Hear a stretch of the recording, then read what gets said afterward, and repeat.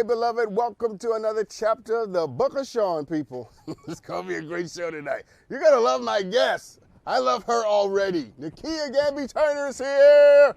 She's from the hit show Abbot Elementary, and she is here to talk about her journey, right? She's had a journey. You see people on the screen and you think you know them. Truth of the matter is you don't actually know. There's more to people than what you see. That doesn't just count for people on the screen. That counts for everybody you know, okay? People who are actually in your life. We all are moving through something and dodging something, and she's had a journey with cancer.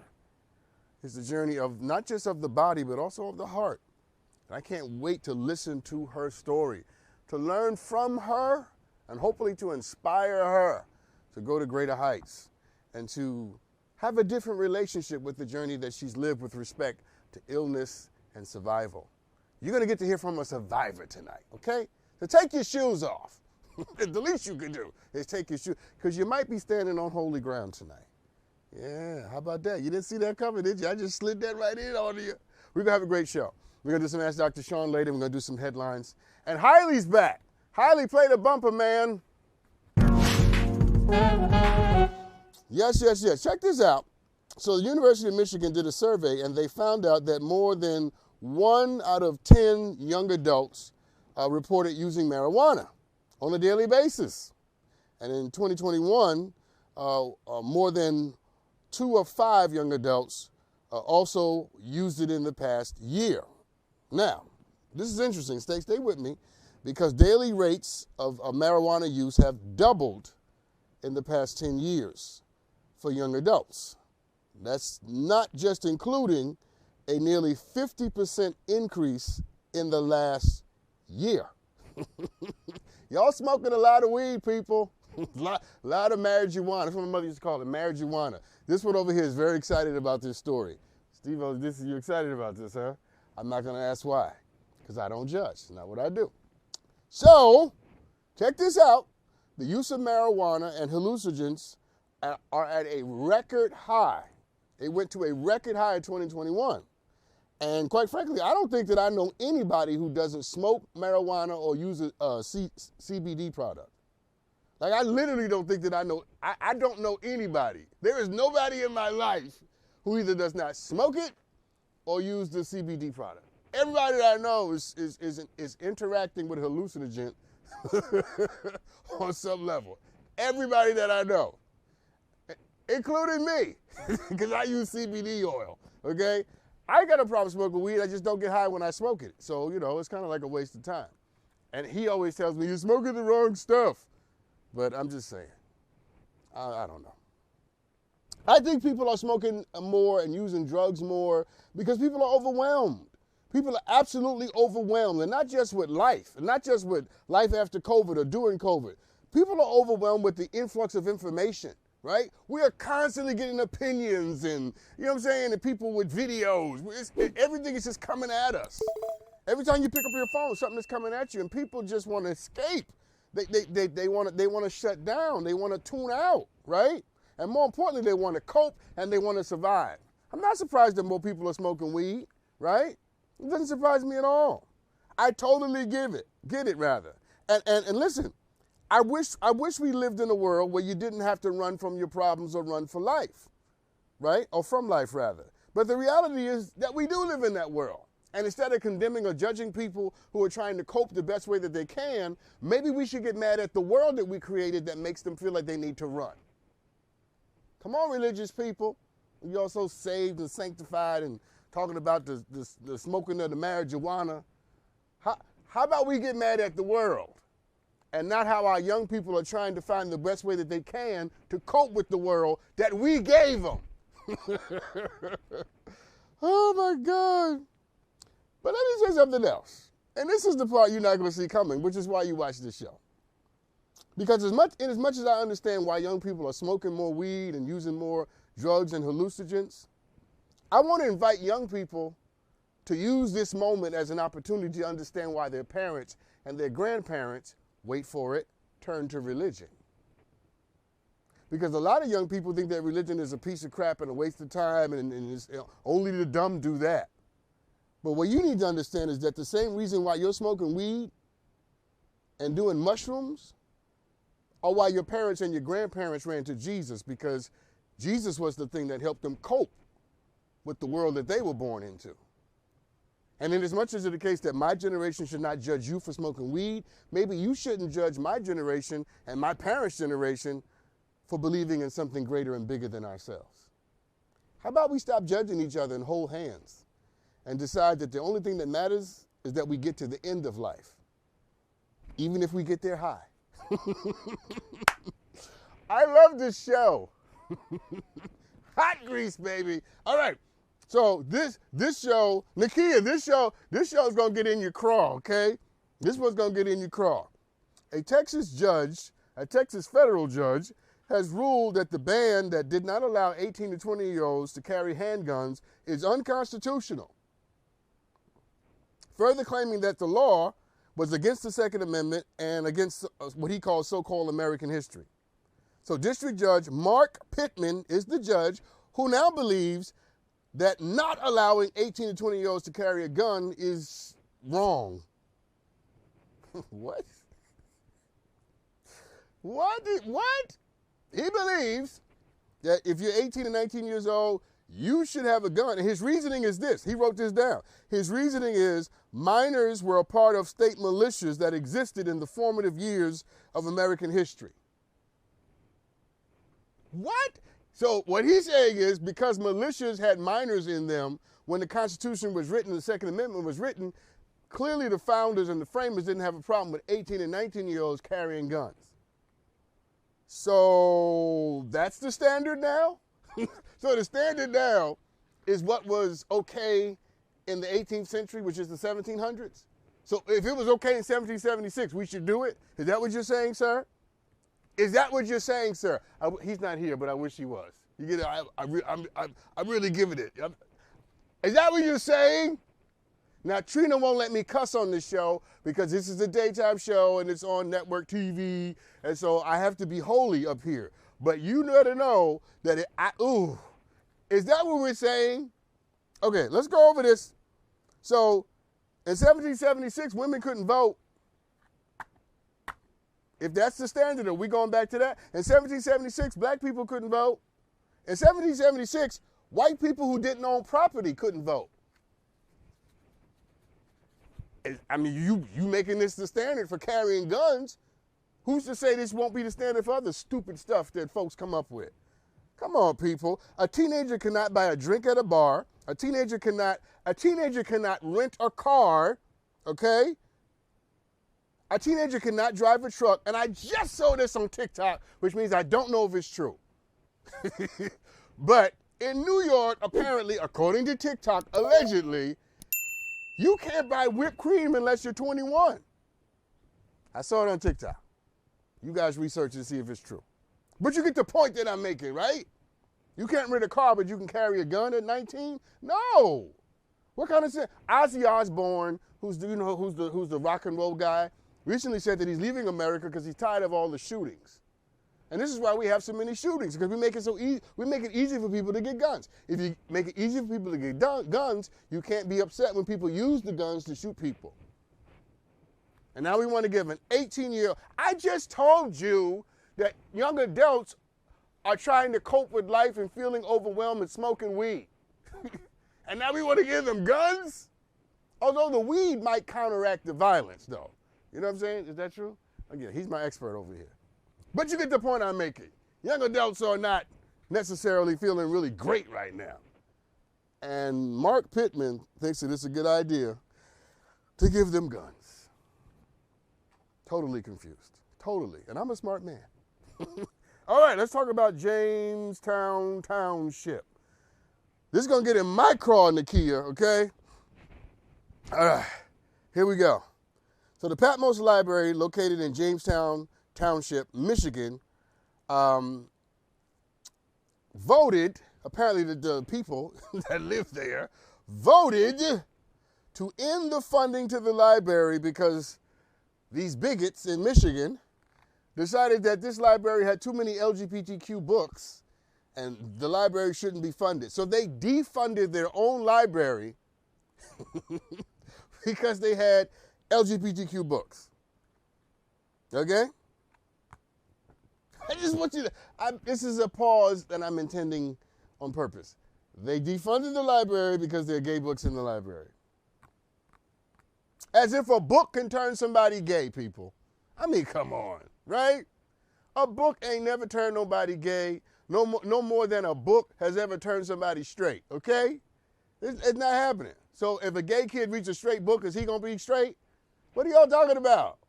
What are y'all talking about? Why am I yelling? I don't know. What are y'all talking about? What is going on? Okay? Woo!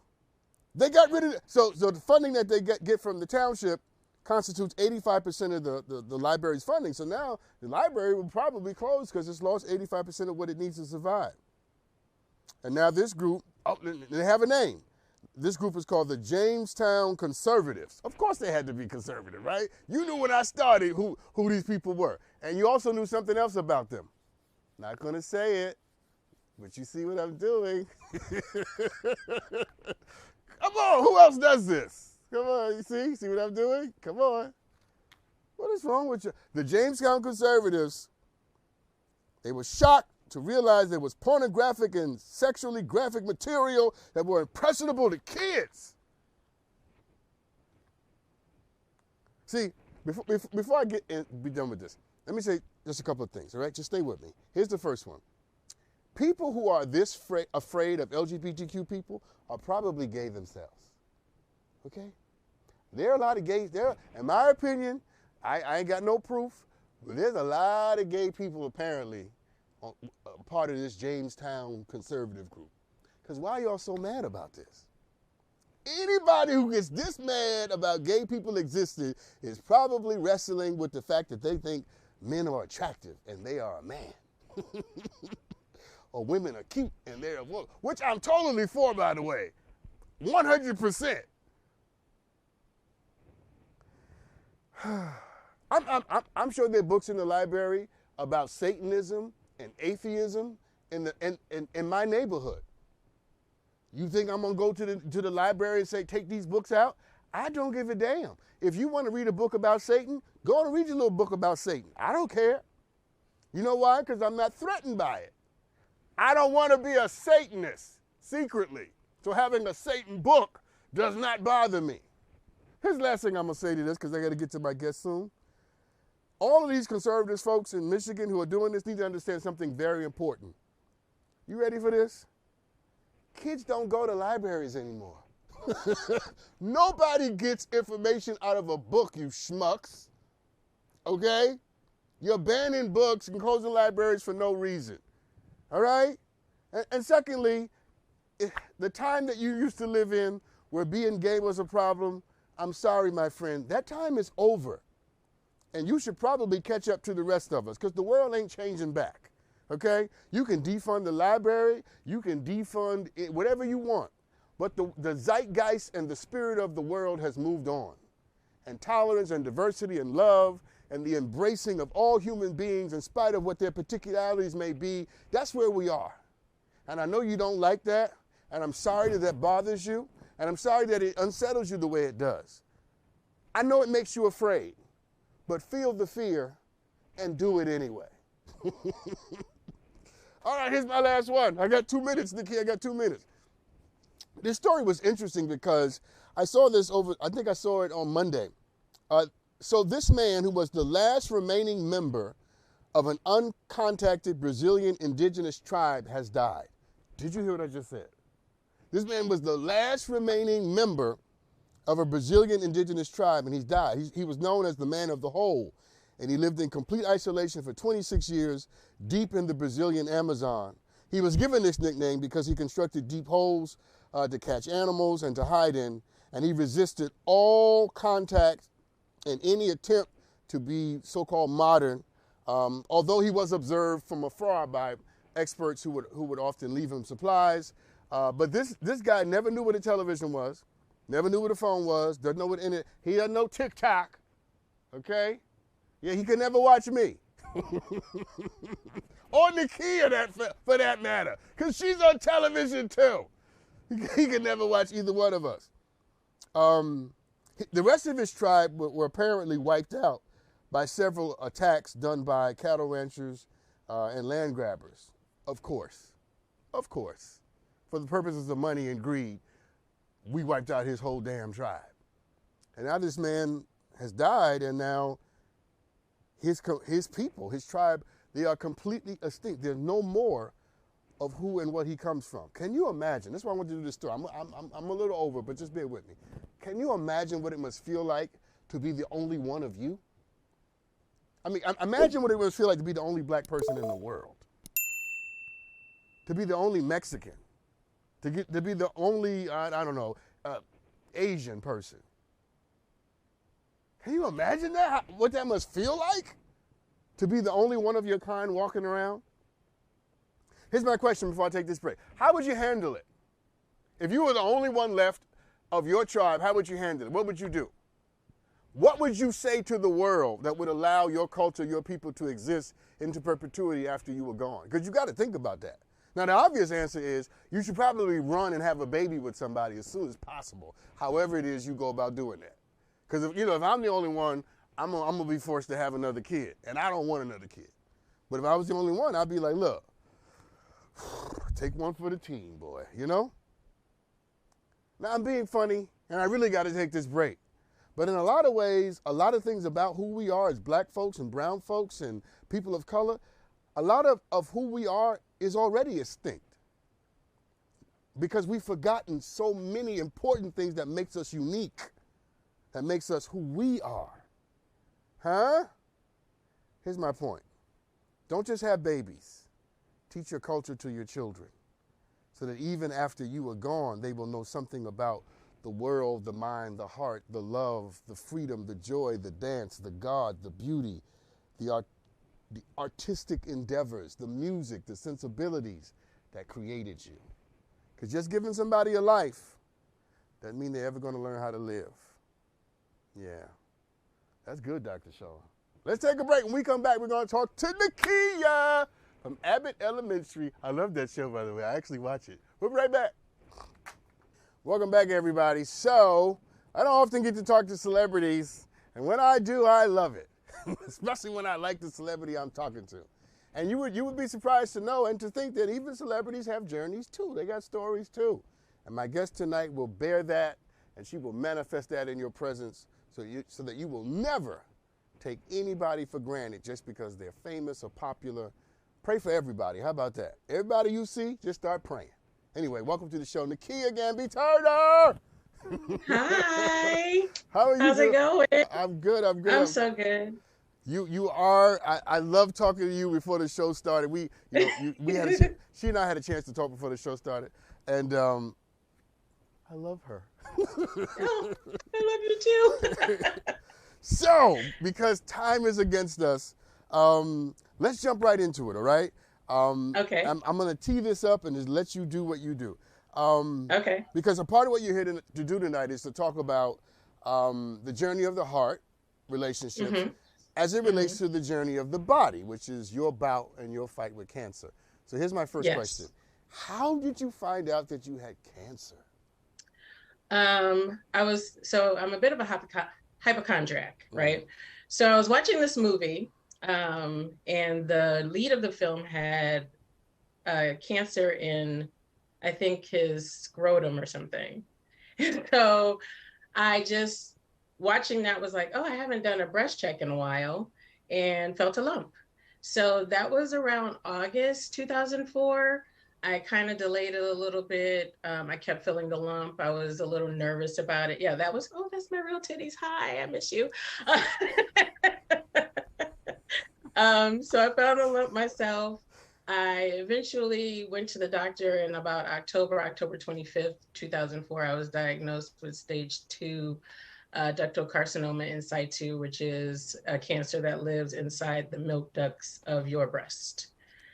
So wow, that's pretty I found out. And then when I got the call, because my doctor was like, I'm very diligent about this. You're too young, because we're told that this is a very a 50-year-old white woman's disease, so you don't really go get checked, or they don't tell you that it reaches back to your maternal, family if you're if your mother's mother had it, so it was a very quick diagnosis, but it was also like, I'm glad we caught it early, because if I would have delayed, or if my gynecologist was like, oh, you're fine, and it stayed there, it could have been far worse. So I'm really grateful for her. My other experience with some of the doctors was a little much to be desired, but God is good. And he brought someone to us that really knew what she was doing. And she was a little bit older than me, and a Black surgeon. So, and I've known her since I was a child. Like, this was ordained. Yeah. Like, she saved me. Seriously, I would not be here probably without her. So I'm very, very grateful for that. As am I. Let me tell you, as am I. And I was 30 years old. I was 30 years old. Wow. Yeah. Wow. I'm 48 now. You're his age. Yeah, you don't look a day over 34. Well, thank you. I will receive that. I take that. Thank you so much. You're welcome. Hold on one second. I just tell my neighbors. How come you don't tell me stuff like that? Anyway, Nikea, I'm back to you, all right? Because this one over here is going straight to hell. He don't know it yet, but that's where he's going. So how did you tell you look 34? How did you react to the news? So when you got the news, did you have a reaction? So when I did everything backwards, so I had an ultrasound first, then I had a biopsy.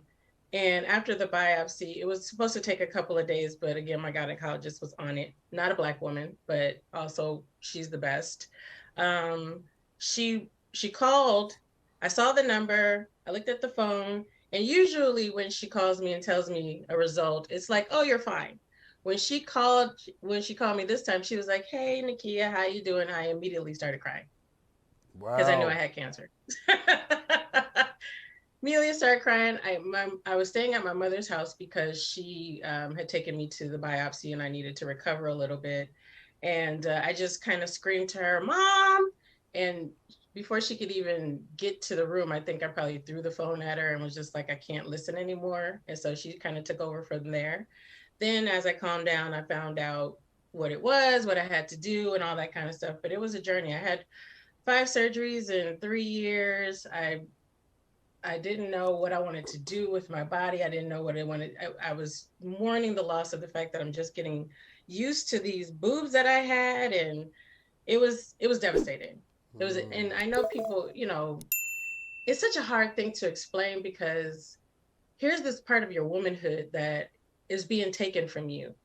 And you're 30 years old. I don't have a husband. I don't have no kids. Not that I wanted any kids anyway, but but I'm still out here trying to be this woman of the world. And now I don't know how this is going to be. I don't know if this is going to stop me. I don't know if I'm going to die. I don't know if I'm going to die. So it was very cathartic. Also, I was really pissed off with God. I was like, I'm your child. Like, how could you, like, what did I do? How could you do this to me? Like, what does this mean for me? And what people don't understand too is it is okay to be upset with God. Like, he knows he has to bring us through these trials in order for us to be on the other side of where he wants to take us, which I understand that now. I did not understand when I was going through it. Because why me? Why not any of my friends? Also, I'm 30 years old. I'm 30. I'm just getting started. Like, I'm finally understanding what it means to be an adult, kind of. I'm on my own. I've been on my own since I was 23, but now it's not favors. It's not like, oh, how do I do this? It's like, okay, this is a part of my life where I'm supposed to start thinking about my future, what I want to do with my life, my endeavors and all that kind of stuff. And it was to have to mentally prepare yourself for the idea of death is already a cluster. You know what I'm saying? Right. But then you survive it. What do I do now? And now I'm scarred for the ages. Like, I have something here. I have implants, I had the reconstruction and all that kind of stuff, but it doesn't look like boobs. It took me forever to even look in the mirror at myself, like naked. So you can imagine the idea of dating someone could be a little iffy too. So immediately, and not immediately, because not immediately enough, in about 2007, I decided that I was going to go to therapy. And I thought I was going to therapy for cancer, but it was a whole Yeah. it was a whole other opening of everything, of all the trauma, of everything. And I'm grateful for that too. What started out being something that I didn't think I could overcome ended up being a healing of my entire life. So I'm really grateful. Yeah, yeah. When you talked about looking at yourself in the mirror, your face changed. What was that? What came over you when you mentioned that? The fact that I can actually look at it now and accept where I am and who I am and how it looks, and it doesn't bother me in the same way. It kind of it it makes me feel good, Mm, but also I can't imagine sometimes what it might feel like to look at for other people. mm, mm, I shared a photo on Instagram years ago. Every October, I kind of put a picture of myself with my scars, just so that I can remember and so that people are not so like caught off guard or shocked. But I also think people need to see more of that. And that's one of the things I would love to see more on television too, is women who are kind of battle scarred in that way. Like if there was mm. a survivor story and there would needed to be nudity, I would love to see that, Yeah. because there's plenty of women that have that need to feel like they're represented too. You are going exactly where I was going to ask, and that is what is your message to women, right? Um, Both before they're diagnosed and also after they've come through something similar to what you've gone through. I think the first thing is there's going to be panic. You're not going to know what to do. You're not going to have all the answers. I would, and it's hard to trust yourself in situations like this, but it's also really important to advocate for yourself. Make sure you go and get a second opinion. I know it is something that you don't want to have to deal with, and you just want to get through it, and it's totally fine. But doctors make mistakes. People are people, they're humans, and they make mistakes. So they don't always have all of the answers, which is why it's very, very wise to just go get a second opinion. If they happen to turn out to be the same thing, then you absolutely know. But we spend a lot of time not advocating for ourselves, not asking questions, not doing research for ourselves. And I know in the time that I was kind of going through it, I had to force myself to go and find out information, because the set of doctors that I got with before treated me like a black woman, like the N word. They treated me like an N word. It was bad. Yeah. And without going into too much detail, one of the doctors said to me, "Well, we'll just take your breasts and do our research, and then you could go get a job at Savon's or Ralph's and get some good insurance." So forget what I do for a living. Forget that I'm a human being. Forget that, I'm just going to go find a job at Savon's or Rouse because they probably have good insurance and we could just, put your boob back on. I was like, oh, okay. Well, no, I won't be doing that. And I was out the door. Then I found my other doctor and she saved my life. I answered every question, everything that I needed to know, everything that I wanted to know. So that is one thing that I would say. Also, if you are struggling with surviving, if you're struggling with that you're still here and you don't understand why, or you're afraid of what the next steps are, I would say talk to someone else who is a survivor. If you don't know one, ask someone who is. It was very difficult for me because I was 30 years old and all the women that I was talking to were 60 and stuff like that. Yeah. But one of the greatest things about being a survivor and in the limelight is that I'm available. I could be readily available to have those discussions. Yeah. Nikea, hold on. I got to take this break, okay? Okay. When we come back, I wanna ask you to give us what you have to say to women living with scars. Okay? Okay. All right. Okay. We're going to do that right after this. Riveting conversation, isn't it? I mean, she is a gift. Yes, she is. We'll be right back, right after this. Welcome back, everybody. I am talking to Nikea Turner. She is one of the breakout stars of the breakout show, Abbot Elementary. And if you thank you for saying that, even though I'm not. Listen, you are to me. So thank you very much. yes. And again, before I left, I told everybody that it was a riveting conversation, because this really is. I mean, it's just thank you. To listen to you talk about this journey and this battle with cancer and losing, your breast and having to come to terms with that. And I promised before we took the break that I would give you a little time to talk to, because there are a lot of women out there who are living with scars. Yes. Talk to them for a second. What's your word to them? So just so everyone knows, and I'm sure everyone is probably clear on this, and if you're not clear on this, I'm going to help you be clear on this. No one makes it out of here unscathed. So it's either emotional scars or physical, whether it's emotional scars or physical scars, you're always, right after you're healed, you're walking back kind of down into a valley. And it doesn't necessarily mean that all your valleys are going to have the same kind of problems or be problematic at all. But the point is that at some point, something is going to touch you and leave its mark. So what we have to do is we have to go and try and heal our insides and heal and the wounds. But as a reminder, it tells us how far we have come.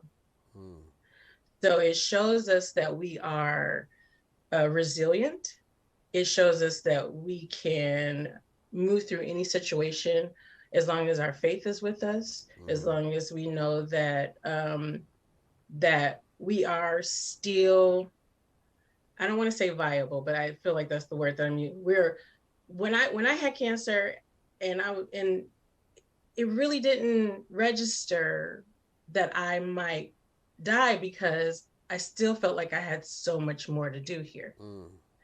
And to give and to offer and to give and to offer and Nikea, to share. Nikea, yes. Hold on a second, because sorry. No, it's okay, because I set you up, and you didn't know it. I set you up right there, because I wanted you to switch over into that side of your brain where you affirm and celebrate, right?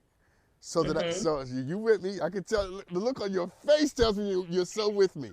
So that when I talk to you about your apprehension about dating, you could talk to me from that side of your brain, right? Yes. So just because you stated it earlier, so state it again. What's your greatest apprehension when it comes to dating after you've gone through this journey with cancer and survived? I am 99%, like in my wholeness, I feel very whole. And finding all this stuff about myself and loving on myself the way that I do, I don't want to say trepidation, but I've looked at what the dating pool kind of looks like, and there are not a lot. And it feels like there's just not a lot of healthy men. There you go. Don't filter. Don't filter. Just say it, because you're filtering. Okay. It feels like there's not a lot of healthy men. There's not a lot of men who are trying to be self-aware or understand who they are or understand what anybody else is going through. So when I present myself and I'm marked and my body is not what society says it's supposed to look like, it's hurtful. Yeah. I can't control my weight at this point. My weight does what it wants to do. I was much bigger when I had cancer because of all the stuff that I had to go through. And I was talking to someone, and it was a guy, and he was a nutritionist, and he was like, what your body did was kind of like protects itself. So it's healing from the inside out. And however that looks is how it looks. So now I'm feeling myself, and I go into these situations where I'm like, yeah, this is me. And now I have to go, oh, wait a minute. So I don't know if you're a boob guy or not, but I don't have boobs, and not in that way. And oh, I could just show you, or will it make you uncomfortable, or you know? Okay, Or stop, if I stop, did want to stop, be, stop, okay, stop. okay, No, you're fine, you're fine. Because I have some really good news for you. okay, You may absolutely be right. And okay. I think she is right.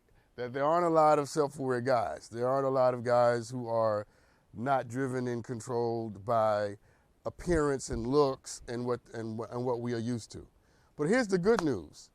You don't need a lot. You just need one. Right. Well, where do I find him? I'm about to get to that. I'm about to get to that. But before we find him, we've got to change our psychology as it relates to who is actually out there and is he available. So I'm saying to you, in spite of what you've encountered about a bunch of guys, right? And all of that may be true, we're just looking for the right one. The one who is able to see you in your fullness, in your beauty, and someone who believes that your journey is the thing that makes you beautiful, right? And I'm telling you, that guy is out there. That guy does. Where he at? Okay. I am not big on. Nikea, hold on. I got to take a break. I got to take a break. Would you mind staying a little while longer? Sure. Okay. Sure. So stick around a little while longer. We're gonna take this break, and I'm gonna try to answer that question. Where he at? Y'all pray for me, okay? We'll be right back. Welcome back, everybody. I'm talking to Nikea. Nikea, I want to get right to this. All right. Okay. So let me ask a couple of questions. So when was the last time you went out on a date or you dated someone? When was the last time? The last time that I can officially say that I had an actual date was when I lived in Chicago in 2017. Okay. So a couple of years ago. How was that? Well, at the time that I was in Chicago, I was definitely there for, I had so much stuff going. It wasn't just me having cancer. My mother had cancer. My mother was hit by a car crossing the street. I had to take care of her. It was a lot of stuff that was going on. And I didn't know what I was supposed to be doing or who I was supposed to be after all of that trauma. So I definitely dug into my therapist, but I also needed to be alone with God. So I just moved to Chicago to just kind of figure it out and see what God actually wanted me to be doing. But when I was there, I also had this, I won't say hoochie girl moment, but I had a time. Boy, we had a time last night. I had a time. I went to Chicago. I remembered that I was cute. I remembered that I had healed, this part of myself that I thought was gone, and that my confidence had come soaring back also because, all of these, men were just loving on whatever size this was. But it also was me. I think, I know that I was glowing through while I was going through. Whatever was coming from within was showing itself in that space to whomever.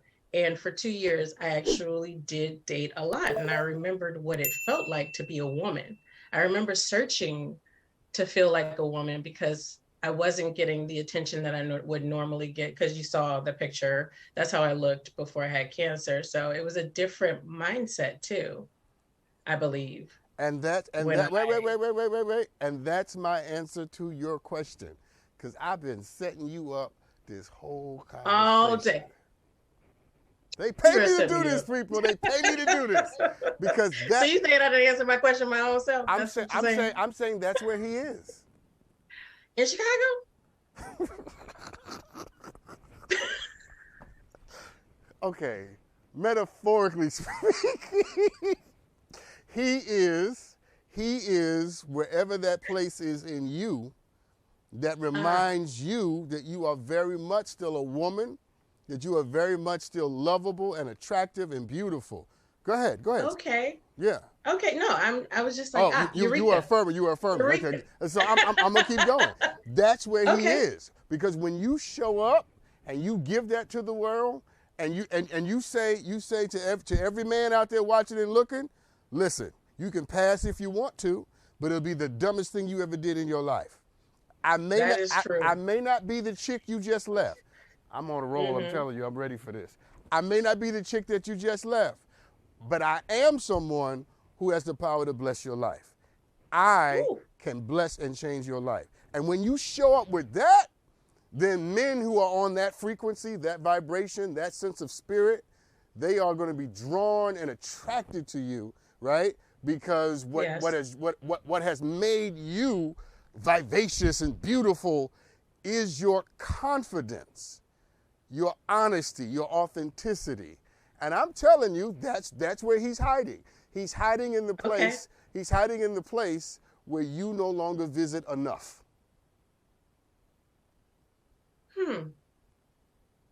Where I no longer visit enough.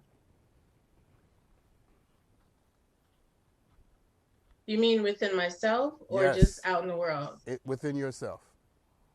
So you're saying I need to present that more out into the world. I'm saying this, that we all have a part of us. Let's talk church for a second, okay? Let's be churchy. Okay, yeah. We all have a part of us where we believe God.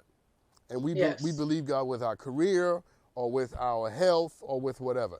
And then we also have a part of us where we don't believe as much. And so we say, Lord, I believe, but help thou my unbelief. And I'm saying that you are healed, you are a survivor, you are amazing, you are articulate, bright, your light shines. When you came on this screen, your light was shining. But I'm saying with all of that being true, you still have this one area of your life, right? Where you have doubts and where you have questions.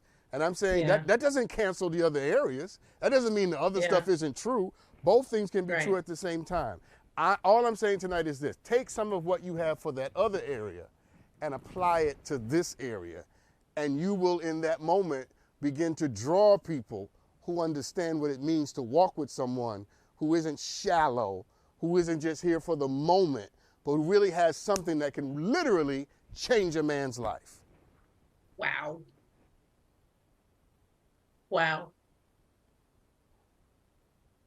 You good, Dr. Strong? Thank you, Nikea.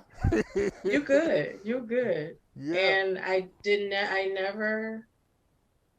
think about it that way. I know what I have to offer. I know who I am. I'm very solid in that. And I think, with God, you push past fear. You always have to push past fear, but you have to go with him to do it. So, or he has to be with you to do it.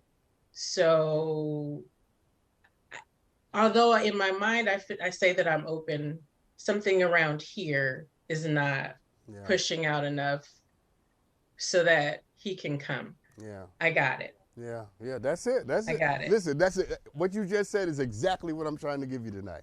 If you can just push a little more in that area and go forward, you will create the space for him to show up and manifest. The good part of this is that I'm thankful to not be closed off or bitter about any situation that I've been in. I do want to give. I'm a giver. I know what my love language is. Like I said, therapy. I've had a lot of therapy. So now to share this new me, this me with someone is a little daunting. It is a little nerve-wracking. It makes me a little nervous because I don't want to be triggered into something old because of a mistake I may have made. So you just shed a whole lot of light on that. And also when you said walking with God, like I have to trust God all through it all and not doubt one bit that this is possible. Yeah, because I believe it is. And I believe you and I are going to virtually touch and agree that you're going to find the love you want. You're going to find the man that you deserve. You just have to be ready. When I say ready, I don't mean ready for him. I mean ready for you. Yeah, no. Right, yes. Ready for you. Yes. And you're doing that work. And I listen, I could literally talk to you the whole hour. Me too. and then they would yell at me for, you didn't do it, ask Dr. Sean. Well, I just have to come back. Okay, listen, you are always welcome, because we didn't even get to talk about Abbot Elementary or how you got that. I know, nothing. Or my little illustrious career. But that's okay. We got time. We'll talk about it again. And you were on Insecure, weren't you? Yes, I was. See? Yes, I was. I love Insecure. And Columbiana. Y'all don't, yeah. That was like 2006. That was my first big, like, to dig, you dig. Yeah. Listen. And I'm going to leave you with this. You ready? Mm-hmm. Okay. And the same God. And the same God. Who does all that. And the same God. Can do this too. Nikea, thank you for coming on. Thank you for having me, Sean. Thank you for having me, Dr. Sean. I really appreciate it. All right, everybody. I got to take a break. We'll be right back with Ask Dr. Sean right after this. A lot of aha moments out of that conversation. Hailey, play that bumper.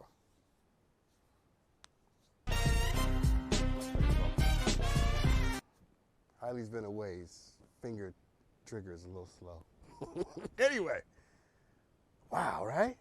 Who knew that you could be absolutely amazing in one area of your life and still have apprehensions about another? Who knew that you can trust and have faith and believe that you're going to be okay in this segment of who you are, but then have deep suspicions and skepticisms and doubts and recriminations and be cynical about another part of who you are? That's what we saw tonight. But what you also saw tonight was someone coming to terms with the fact that if you just apply the faith you have over here to what you're doing over there, you'll be all right. I love that conversation tonight. I loved her journey. I loved her spirit. I love her courage. And I am believing, as much as I'm praying that she is now believing, that she's going to find exactly what she's looking for. Because when you're ready, when you're open, and when you're healed, and when you're confident, you draw people to you. The more you sit around and doubt, and the more you sit around and sort of talk yourself down and worry about what you ain't and what you not and what you lost and who left, you push the best people away and you draw the people who are drawn to that kind of energy. Teach, Dr. Sean. Maybe we need to change what we're putting out, and that will on its own change who we're letting in, who's showing up. Give the world the best of what you have in you by giving it to yourself first, and you will draw the love that you deserve. Now, is it a formula? Of course not. Does it happen overnight? Of course it doesn't happen overnight, but it won't happen at all until you start believing in the area where you have the most doubt. So whatever that area is for you, come on, pull yourself together and believe that you're going to have the future you deserve. All right, I could go on, but I got to do some Ask Dr. Sean. Ask Dr. Sean, Hailey. Play the bumper, man. All right, so always send great videos. I appreciate the fact that you do. Let's watch this one right now. Hi, Dr. Sean. I'm Harry Wilmington from Los Angeles. I'm 40 years old, and I want to date women that are much younger than me, like mid to late 20s. But when I've expressed this to women, they say it sounds creepy. Meanwhile, I know women my age that have expressed wanting to date younger men in the same age range, but they get nothing but praise and encouragement to do so. So why is there so much pushback when men want to date younger women, but not when women express wanting to date younger men? I'd love to know your thoughts. Well, first, it might be the case that you need some better friends. Because what's creepy about that? I mean, in fact, men date younger women all the time. Men are celebrated for dating younger women.